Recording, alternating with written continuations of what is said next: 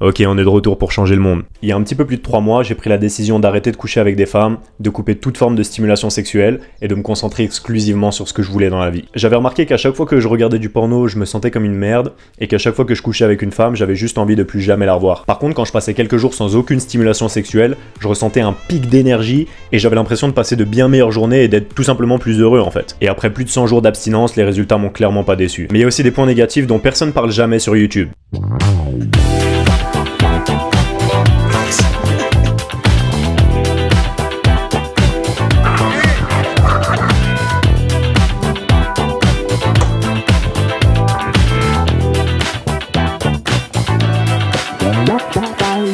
Billy, t'es trop musclé.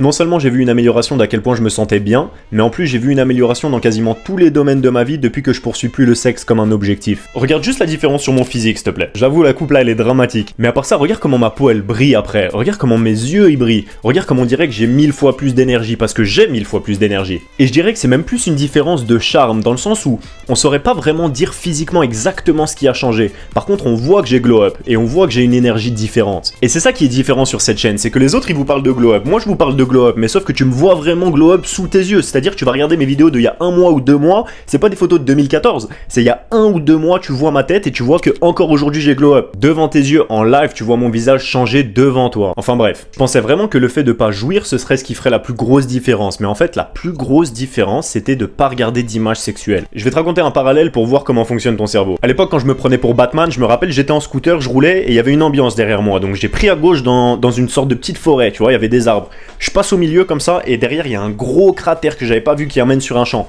Du coup je m'envole et le temps il s'est arrêté, tu vois, tout s'est freiné pendant que j'étais en l'air.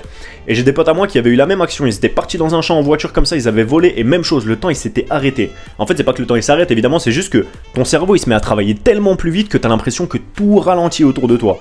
Et ben là c'est exactement la même chose dans le sens où tu gagnes tellement d'espace mental que t'as l'impression de faire plus de choses dans ta journée, de juste ton cerveau il a l'air 1000 fois plus efficace parce que déjà tu gagnes du temps, mais en plus t'as pas un pic de dopamine et d'excitation parce que forcément il y a rien de plus intense pour ton cerveau que de regarder du porno ou des images sexuelles parce que c'est comme un objectif biologique à l'intérieur de toi que de coucher avec des femmes, c'est une validation que tu peux reproduire ton espèce, donc c'est énorme. Et si tu fais croire à ton cerveau que tu peux le faire tous les jours avec des 10 sur 10, et bah le reste du temps ton cerveau il est à 10%, tu vois, que quand t'as pas ça, quand tu te prives de ça volontairement, ton cerveau il met un booster.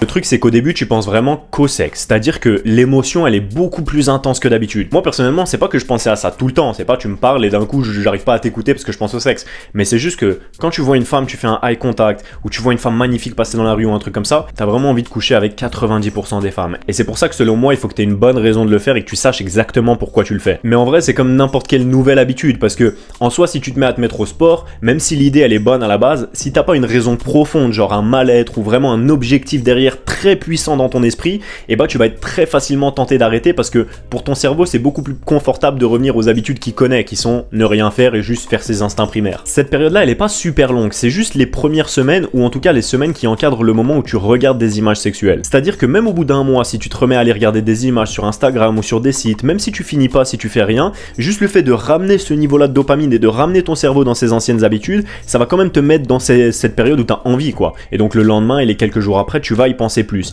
Mais quand tu vas arriver à mettre ça complètement de côté et à reprendre le contrôle là-dessus, c'est là où les inconvénients vont disparaître pour laisser place aux effets positifs. Je voulais aussi te parler des nouveautés, c'est-à-dire les 2 points les plus importants dont personne parle jamais sur YouTube, mais qui sont les raisons principales pour lesquelles l'être humain il fait ça depuis des milliers d'années. C'est pas nouveau, hein. C'est très récent qu'on nous vende l'idée que il faut masturber, il faut penser au sexe tout le temps, c'est super sain, c'est normal, etc. Mais l'humanité, elle a toujours cherché à contrôler cette énergie-là. Le premier point qui est hyper puissant, c'est de prendre le contrôle sur ses décisions. Ça a peut-être l'air de rien comme ça, mais si t'arrives à gérer ce qui est une pulsion naturelle à l'intérieur de toi, qui en plus est énormément amplifié par ce qui cherche à nous tirer vers le bas, et qui est toutes les musiques faites par des satanistes, etc. Tu gagnes un pouvoir de décision personnelle qui est incroyable. Et là, tu vas réaliser que tous tes problèmes, ils viennent pas d'un manque d'idées, ils viennent juste d'un manque de couilles de ta part pour passer à l'action. Comme tu as le contrôle sur tes pulsions, et bah tu peux choisir de juste faire les choses que tu sais qui sont bonnes pour toi beaucoup plus facilement. Tu te laisses plus driver par tes pulsions et tes émotions. Et deuxièmement, la raison qui selon moi est la plus importante et qui fait vraiment 95% de l'importance de la rétention séminale, c'est le fait de pouvoir rediriger son énergie créatrice. On sait très bien maintenant que les différentes émotions et les différents comportements, ils sont gérés par différents secteurs dans le cerveau. Et on sait aussi que les différentes vibrations,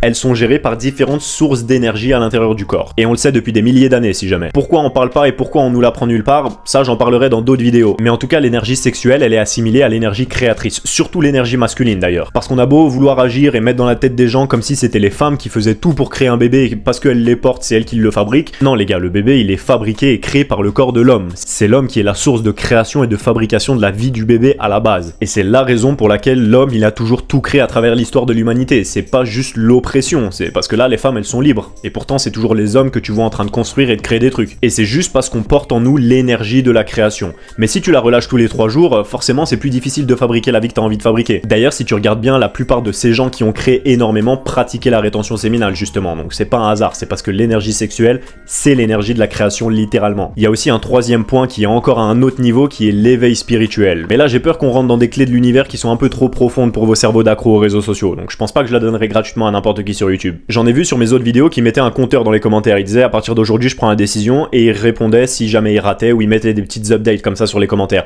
Je voulais vous encourager à le faire justement, mais je suis content que vous l'ayez fait de vous-même, ça me donne de l'espoir dans l'humanité. Je pense que c'est plutôt une bonne chose de le faire parce que forcément t'as pas envie de répondre 100 fois à ton propre commentaire que t'es une merde sans volonté. Comme d'habitude j'ai mis mon mail et mon Instagram dans la description, si t'as envie de me contacter, hésite pas, je fais en sorte de répondre au maximum à tout le monde. Et oublie pas que t'es le seul maître de tes décisions et que personne vivra tes choix à ta place.